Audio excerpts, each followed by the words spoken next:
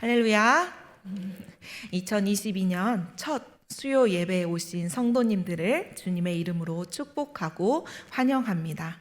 새해에도 주님의 놀라운 은총이 여러분들과 또 여러분들의 가정 가운데 함께 하시기를 간절히 소망합니다.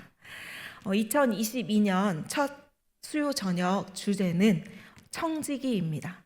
1월 한 달간 말씀을 통하여 청지기로서의 맡은 사명을 잘 감당하며 잘했다 칭찬받는 저와 여러분이 되기를 주님의 이름으로 축복합니다. 여러분은 살면서 다른 사람으로부터 어떤 물건을 맡아보신 경험이 있으신가요? 저는 한 15년 전쯤에 해외에 나간 적이 있습니다. 그때 제 여동생이 저에게 면세점에서 가방을 사오라고 그렇게 부탁을 하더라고요. 그래서 함께 서울 명동에 있는 면세점에 가서 같이 가방을 고르고 이제 출국하기 전에 그 가방을 찾아서 여행을 한 적이 있습니다. 제가 약 한 달 동안 그 해외 여행을 했는데 그 한 달 내내 이 가방을 상자채로 들고 다녔습니다. 그래서 여간 불편한 게 아니었습니다. 그리고 그 가방이 저도 함께 고른지라 참 마음에 들었어요. 그래서 이 가방을 좀 풀어서 한번 메고 다닐까라는 마음이 항상 그 생각이 있었습니다. 그런데 그 당시는 핸드폰 로밍이 비싸던 시절이었어요. 그래서 전화를 할 수도 없고 와이파이가 잘 되지도 않아 연락을 할 수가 없어서 그정 마음속으로만 이 가방 들고 다니는 거 너무 불편하다라는 생각을 가지고 있었습니다. 그러다 하루는 참다 못해 제가 이 가방의 상자를 버렸습니다. 계속 돌아다니는데 상자채로 이 가방이 너무 부피가 커서 가지고 다니려니까 불편하더라고요. 그래서 이 상자를 버리고 또 상자를 버린 김에 한번 메고 나가자 해서 그 가방을 메고 신나게 여행을 했습니다. 여차저차해서 여행을 잘 마치고 이제 동생에게 이 가방을 전달해 주었습니다.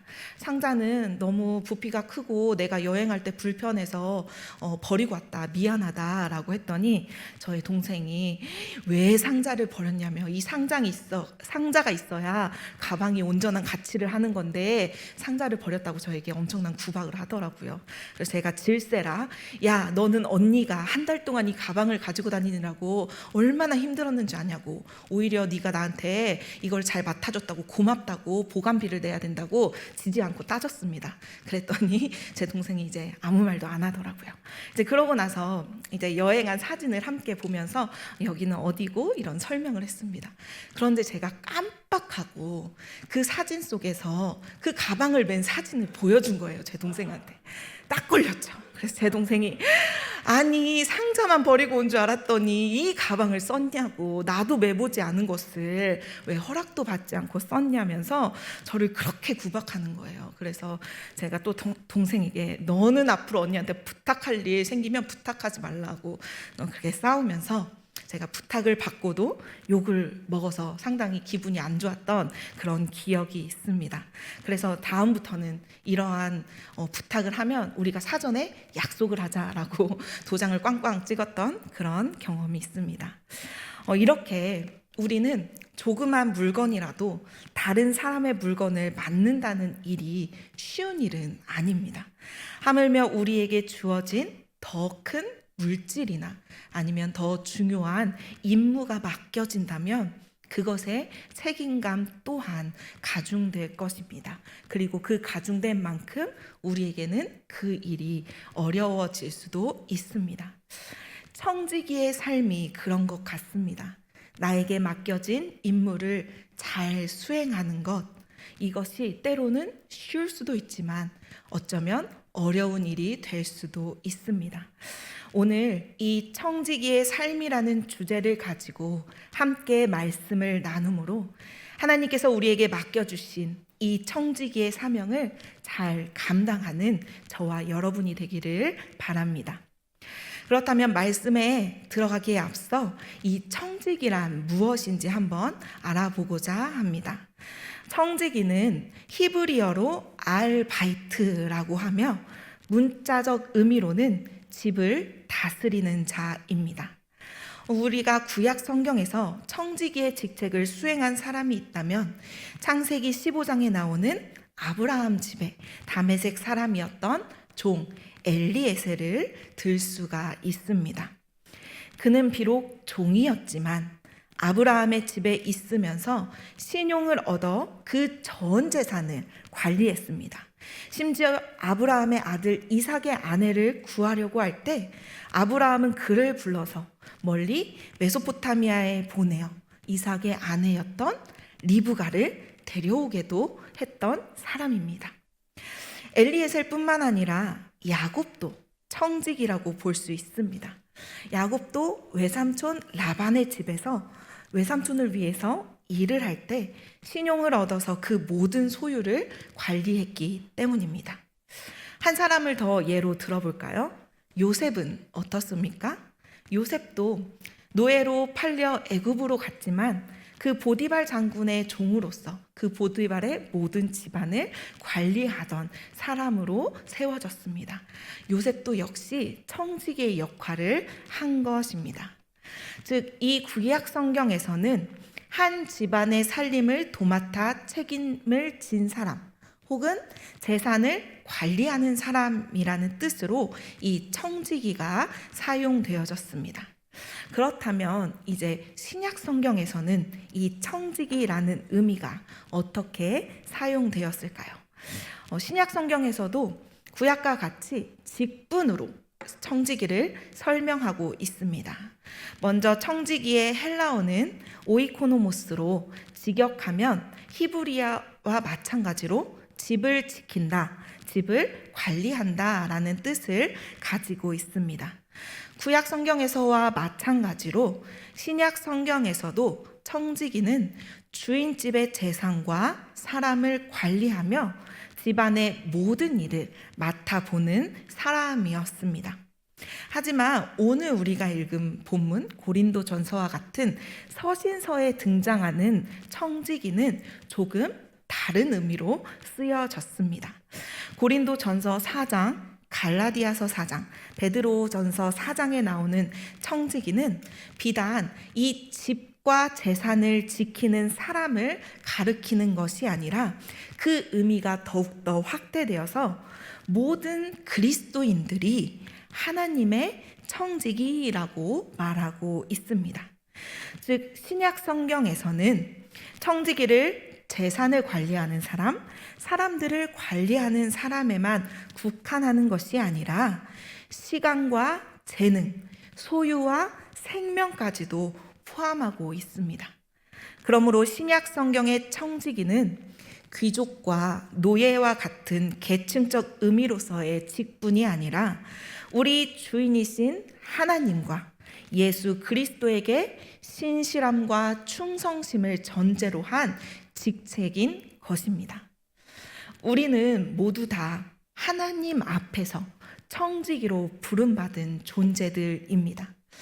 하나님께서는 우리에게 주신 모든 것들을 이 땅을 살아갈 동안에 잘 맡으며 하나님의 뜻을 이루기 위해 사용하라고 우리에게 그런 것들을 주셨을 줄로 믿습니다.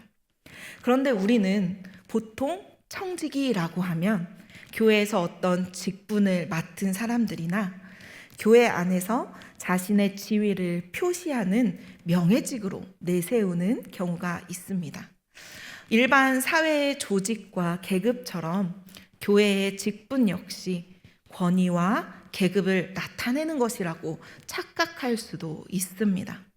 다시 말하면 내가 교회에서 어떤 직분을 받아서 나의 신앙이 온전하다고 증명된다라고 착각하고 나의 직분이 곧 나의 신앙심의 척도라고 스스로 믿고 또 남에게 과시하는 것이지요. 이것을 우리가 다른 말로 나르시시즘이라고도 합니다. 우리는 신앙생활을 할 때 이것을 꼭 경계해야 합니다. 그리고 청지기로서의 우리의 직분대로 그 역할에 충실하면 그것만으로 충분합니다. 이 직분이 우리 자신의 됨됨이나 신앙심의 척도가 될 수 없다는 것을 꼭 기억하시기 바랍니다. 청지기는 어떤 직분을 맡아서 되는 것이 아니라 하나님이 창조하신 이 세계 안에서 하나님의 뜻을 드러내고 하나님의 뜻대로 살아가기로 다짐하는 하나님의 자녀로 사는 그 모든 일을 의미한다는 것을 명심하시기 바랍니다. 그래서 우리 모두는 하나님의 자녀인 우리는 하나님의 청지기인 것입니다.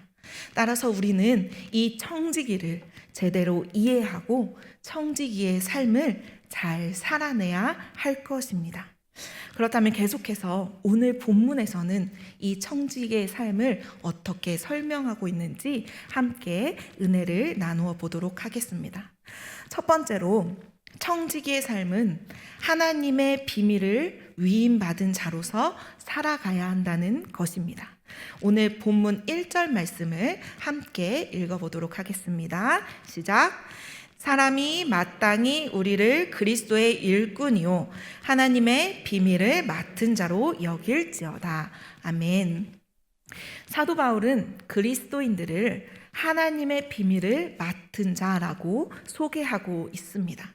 이 맡은 자로 번역되어진 헬라어 오이코노모스는 제가 앞에서 설명드렸던 것과 같이 청지기를 뜻하는 그 헬라어입니다.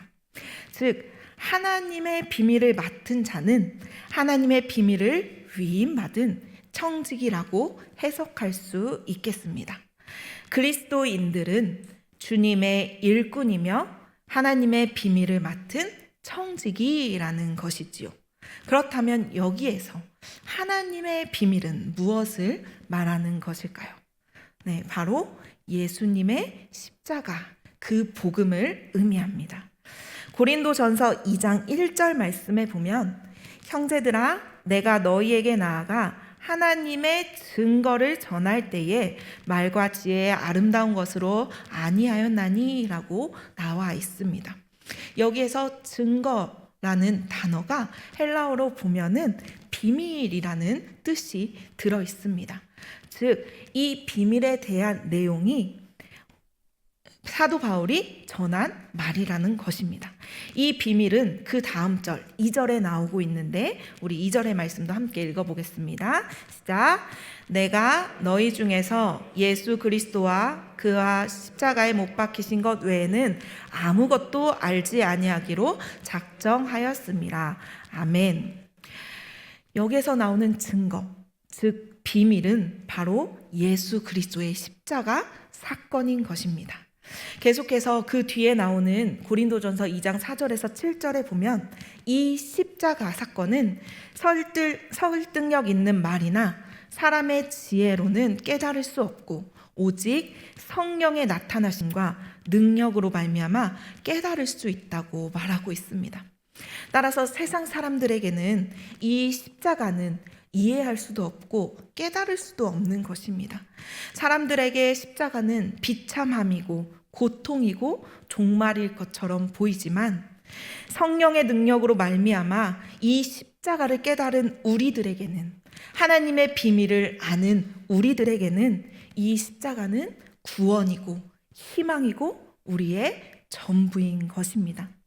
이처럼 세상 사람들에게 십자가의 사건은 참으로 미련한 것처럼 보일 수도 있습니다. 세상의 논리와 지혜로는 이해되지 않기 때문입니다. 그러나 예수를 믿는 믿음으로 거듭난 우리들은, 구원받은 우리들은, 성령의 능력으로 말미암아 이 십자가를 깨달은 우리들은 이 미련하고 참혹한 십자가 속에서 하나님의 은혜와 사랑을 발견하고 구원의 역사하심을 보고 느끼게 되는 것입니다. 그것이 바로 하나님의 비밀을 위임받은 청지기의 모습입니다. 이 비밀을 아는 사람의 마음을 잘 설명해주는 찬양이 나라는 찬양인 것 같습니다. 제가 가사를 한번 읽어드려 보겠습니다. 나 가진 재물 없으나, 나 남이 가진 지식 없으나, 나 남에게 있는 건강 있지 않으나, 나 남이 없는 것 있으니, 나 남이 못 본 것을 보았고 나 남이 듣지 못한 음성 들었고, 나 남이 받지 못한 사랑 받았고, 나 남이 모르는 것 깨달았네. 공평하신 하나님이 나 남이 가진 것 나 없지만, 공평하신 하나님이 나 남이 없는 것 갖게 하셨네. 아멘. 여러분들도 삶 속에서 십자가를 지는 것 같은 고난과 수치를 당하거나 비참한 가운데 놓여질 때도 있을 것입니다. 그때 그 십자가 속에서 여러분은 무엇을 보고 계십니까? 우리는 그 속에서 하나님의 은혜를 구하고 하나님의 놀라운 비밀을 발견하며 하나님께서 주신 소망을 찾을 수 있어야 합니다. 왜냐하면 우리는 하나님의 청지기들이기 때문입니다. 이 하나님의 비밀을 아는 청지기들은 남이 없는 것을 갖게 되고, 듣지 못하는 것을 듣게 되며, 보지 못하는 것을 보는 사람들입니다. 하나님의 청지기인 여러분들은 이 비밀을 알고 계십니까? 사랑하는 전주 안디옥교회 성도 여러분, 하나님께서 우리에게 하나님의 비밀, 즉 이 십자가의 복음을 알려주시고 그 비밀을 맡은 청지기로 살아가라고 말씀하십니다. 우리 모두가 하나님의 비밀을 맡은 자로서 진실된 청지기의 삶을 살아가기를 주님의 이름으로 간절히 축원합니다. 아멘. 두 번째로, 이 청지기의 삶은 충성을 구해야 합니다. 오늘 본문 2절에서 사도 바울은 맡은 자에게 구할 것은 충성이라고 말하고 있습니다. 우리 기독교는 오직 믿음, 이 믿음을 강조하다 보니까 행함을 조금 덜 중요한 것으로 생각하는 경우가 있습니다. 그러나 믿음으로 번역되어진 이 헬라어 명사 피스티스에는 또 다른 뜻이 있는데 그것이 바로 충성입니다. 이 피스티스라는 한 단어 안에 믿음과 충성이란 뜻이 함께 들어있다는 것입니다. 그래서 이 믿음과 충성은 뗄래야 뗄 수 없는 것입니다. 이것은 무엇을 의미하는 것일까요? 신앙은 믿음이라는 알매 차원과 충성이라는 삶의 차원이 서로 손을 맞잡을 때 온전해진다는 것입니다. 즉 신앙은 우리가 아는 것과 우리가 행동하는 것이 함께 가야 할 때 온전해진다는 것입니다. 야고보서에도 행함이 없는 믿음은 그 자체가 죽은 것이라고 말하고 있습니다. 그렇기 때문에 우리가 삶 속에서 행해지는 그 충성을 빼놓고는 결코 믿음을 설명할 수도 없고 우리의 신앙도 설명할 수 없습니다. 그렇다면 우리는 누구에게 충성을 해야 할까요? 당연히 우리가 믿는 대상인 예수님에게 충성해야 될 줄로 믿습니다. 그러므로 그리스도인들은 내 삶의 주인이 내가 아니라 예수가 내 주인임을 고백하며 내 뜻을 이루는 것이 아니라 주님의 뜻을 이루기 위해 살아가야 합니다. 우리가 믿고 충성해야 할 대상은 오직 예수 그리스도밖에 없음을 다시 한번 우리 마음 가운데 새기시기를 바랍니다. 그런데 여전히 저를 포함한 많은 성도님들이 예수를 주인으로 섬기고 충성하는 것보다는 그저 예수님을 내 소원 성취의 도구로 램프의 요정 지니처럼 여기고 이용하려 합니다. 하나님의 뜻이 아닌, 주님의 뜻이 아닌 내 뜻을 이루기 위해 하나님과 세상 사이에서 갈등합니다. 고린도 교회 성도들이 세상의 재물과 지식을 자랑하고 우월의식을 가졌던 것처럼 우리들도 또한 세상에서 인정받기를 원합니다. 예수도 적당히 믿고 세상과도 적당히 타협하는 것이 지혜라는 생각을 하기도 합니다. 그러나 사랑하는 성도 여러분, 신앙생활이라는 것은 중간이 있을 수 없음을 기억하시기 바랍니다. 중간이 아니라 우리에게는 중심이 있어야 합니다. 세상과 예수 사이에 어중간하게 양다리를 걸치는 중간이 아니라 우리의 중심을 오직 예수님께 두는 것이 바른 신앙입니다.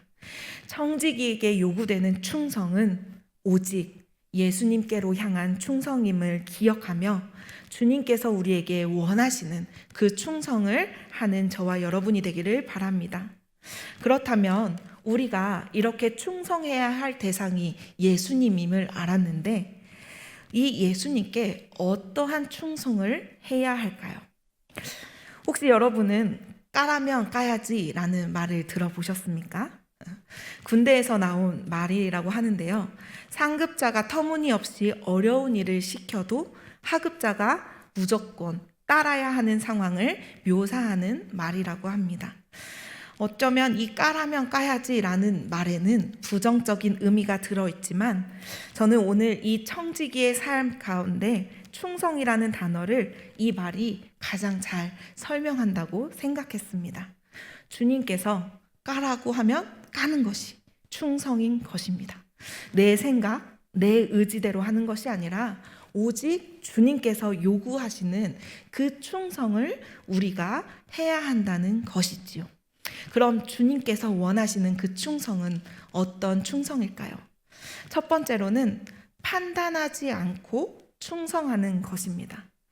우리의 판단은 온전하거나 공정할 수 없습니다.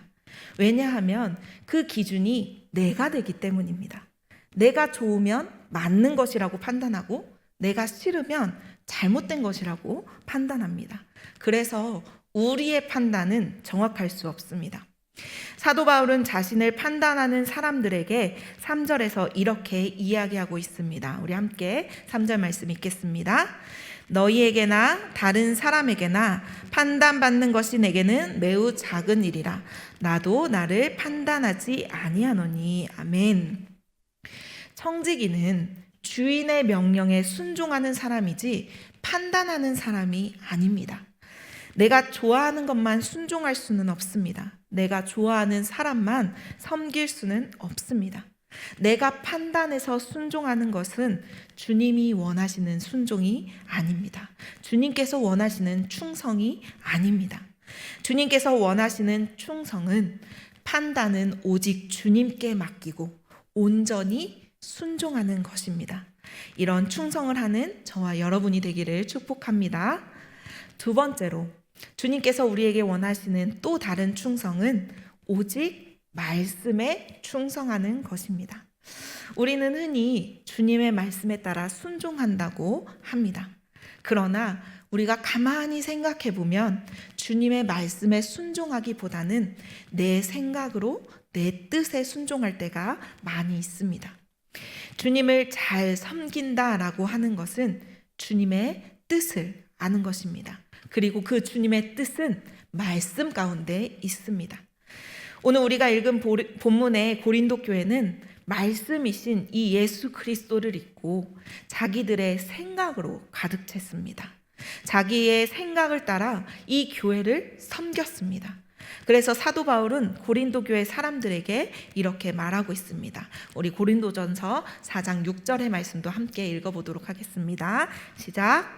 형제들아, 내가 너희를 위하여 이 일에 나와 아볼로를 들어서 본을 보였으니 이는 너희로 하여금 기록된 말씀 밖으로 넘어가지 말라 한 것을 우리에게 배워 서로 대적하여 교만한 마음을 가지지 말게 하려 함이라. 아멘. 자기의 생각을 따르면 분쟁이 일어납니다. 그리고 다툴 수밖에 없습니다. 또한 자기 기쁨과 자기 만족을 위해 섬기는 것은 그릇된 섬김입니다. 우리는 모두 하나님의 청지기로 부르심을 받았다는 것을 잊지 마시기 바랍니다. 그래서 내 생각에 힘들어 보이고 어려워 보이고 안 될 것 같아 보여도 주님의 말씀이라면, 주님의 명령이라면 믿음으로 순종하시기를 바랍니다. 그것이 주님이 우리에게 원하시는 충성입니다. 제가 예전에도 한번 한 적이 있는데 기억하시는지 모르겠어요. 이해가 되지 않아도 믿어지지 않아도 순종하자라는 말을 한 적이 있어요. 우리 잠도 깰 겸 한번 해볼까요? 이해가 가지 않아도 믿어지지 않아도 순종하자. 우리가 이해가 되지 않고 믿어지지 않는 주님의 말씀이라도 그 말씀에 순종하는 것이 주님께서 우리에게 요구하시는 충성입니다. 그것이 주님께서 우리에게 까라고 하면 까는 충성임을 아시고 충성된 청지기의 삶을 살아가는 저와 여러분이 되기를 간절히 소망합니다. 마지막으로 주님께서 우리에게 원하시는 충성은 은혜를 기억하며 충성하는 것입니다. 주님은 예수 그리스도를 믿는 자들에게 값없이 구원의 은혜를 주셨습니다. 우리는 너무 큰 은혜에 빚을 진 사람들입니다. 그러므로 당연히 주님께 우리의 충성을 드려야 함이 마땅합니다. 하지만 시간이 지날수록 그 은혜에 대한 감격과 기억은 점점 희미해지고 주님과도 멀어지며 자기 중심적으로 살아가려고 합니다. 고린도 교회의 공동체의 문제의 원인은 바로 이 은혜와 사랑이 점점 희미해진 것이었습니다. 풍성하고 여유로운 삶도 주님의 은혜라는 사실을 망각했습니다. 우리가 살아가는 데 필요한 모든 것은 하나님이 주신 것이라는 그 사실을 잊고 살아간 것이지요. 그래서 사도 바울도 오늘 고린도전서 4장 7절에서 내가 얻었다 생각하고 자만하지 말라라고 훈계하고 있습니다. 주님께서 원하시는 충성은 모든 것이 주님의 은혜였다고 고백하고 감사하며 순종하는 것입니다. 우리가 늘 부르는 찬양처럼 모든 것이 은혜라고 고백하며 그 사실을 항상 기억하며 주님을 기쁘시게 하는 충성된 청지기로 살아가시기를 바랍니다. 청지기의 삶은 하나님의 비밀을 맡은 자로서의 삶이고 오직 주님께만 주님이 원하시는 충성을 해야 하는 삶입니다. 이 청지기의 사명을 잘 감당하며 살아갈 때에 하나님으로부터 우리는 칭찬을 받게 될 것입니다. 사람들은 자신에게 가치가 있는 것을 자랑하고 명예롭게 생각합니다. 그래서 하나님보다 세상을 더 중요하게 생각하는 사람들은 결코 하나님이나 이 복음을 자랑하지 않습니다. 교회에 다니면서도 돈이나 인맥, 스펙, 집, 자녀, 명예 등을 자랑하며 하나님의 자랑은 뒷전으로 미룹니다. 이렇듯 내가 지금 자랑한 것들을 살펴보면 현재 나의 신앙 상태를 알 수 있습니다. 여러분들은 지금 무엇을 자랑하며 살고 계신가요? 고린도 교인들 중에는 바울을 추종하는 자들이 많이 있었습니다. 반면에 바울이 아닌 다른 지도자들을 따르는 성도들도 있었습니다. 자신이 개척한 교회에서 성도들이 다른 지도자들을 따른다면 마음이 불편할 수도 있었을 것입니다. 그러나 바울은 전혀 개의치 않는다고 말합니다. 왜냐하면 그의 관심은 사람들의 평가가 아니라 하나님의 칭찬에 있었기 때문입니다. 바울에게 명예는 세상이 아닌 하나님이었습니다. 세상보다 크신 하나님의 비밀, 십자가의 복음을 바울에게 위임해 주셨기 때문입니다. 우리도 청지기로서 살아가는 이 삶이 비록 세상의 인기를 가져다 주지 않는다고 해서 우리에게 부와 명예를 가져다 주지 않는다고 해서 실망하지 마시고 그보다 더 큰 하나님의 인정과 칭찬을 바라보며 하늘의 상급을 바라보며 이 청지기의 사명을 잘 감당하시기를 주님의 이름으로 간절히 축원합니다. 우리말 단어 하나 소개해드리며 말씀을 마치려고 합니다. 혹시 성도님들은 우리말로도 청지기를 뜻하는 단어가 있다는 것을 알고 계시나요? 저는 이번에 설교를 준비하면서 처음 들어보았습니다. 그것은 바로 마름이라는 단어입니다. 이 마름은 주인의 농토를 관리하는 사람을 이릅니다. 물론 우리가 지금까지 살펴본 이 청지기의 의미를 전부 다 포함하고 있지는 않지만 기본적인 의미를 담고 있습니다. 이 마름은 조선 중기부터 일반화된 단어라고 합니다. 17세기 이후에 조선에서 거대한 토지를 소유한 지주들이 급격히 늘어남에 따라 이 토지를 관리할 사람이 필요해졌다고 합니다. 그래서 이 소작인들을 관리하고 새를 징수하고 수로와 볼을 정비하고 시원찮은 그 소작인들을 냉옥히 잘라내야 하는 일 따위를 누군가 해야 했습니다. 그래서 이 마름이 생겨난 것입니다. 그런데 이 마름은 소작인들에게 좋은 평을 받지 못했습니다. 일의 특성상 마름과 소작인의 관계가 좋을 리 없었습니다. 왜냐하면 이 마름은 자신의 재산을 불리기 위해서 이 소작인들을 잡들이하면서 못살게 굴었기 때문입니다. 그래서 이 마름 하나가 소작인 열을 죽이고 살린다라는 말이 있을 정도였다고 합니다.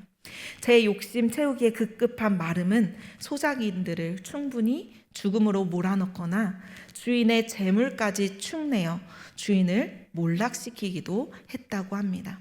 그래서 이 마름의 역할, 다시 말하면 청지기의 역할이 다시 한번 중요하다는 것을 새삼 알게 됩니다. 우리가 하나님의 청지기로서 바르게 살아야 함도 여기에 있습니다.